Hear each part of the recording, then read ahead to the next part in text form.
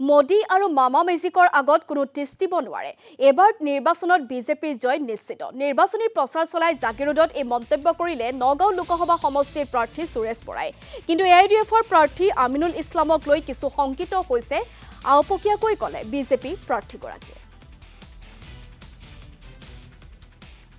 আমাৰ বিশ্বাস হৈ গৈছে যে আমাৰ নৰেন্দ্ৰ মোদী ডাঙৰীয়া তৃতীয়বাৰৰ প্ৰধানমন্ত্ৰী হোৱাত কোনো বাধা নাই।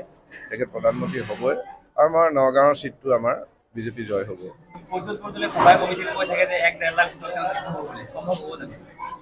নহয় মানে কেণ্ডিডেটসকলে নিজৰ কিবা এটা বিশ্বাস ৰাখে, সেইটো তেওঁৰ বিশ্বাস। কিন্তু আমি যিখিনি দেখা পাইছোঁ বা আপোনালোকেও বৰদলৈ ডাঙৰীয়াও সভা সমিতিত যাব গৈ ফুটেজ ল'ব, গম পাব তেতিয়া।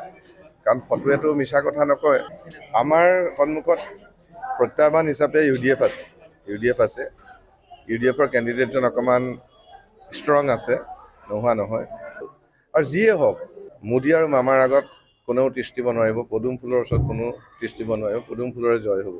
আৰু মোদী মেজিক আৰু মামা মেজিকৰ আগত কোনো তিষ্ঠিব নোৱাৰিব, মইতো দৃঢ়।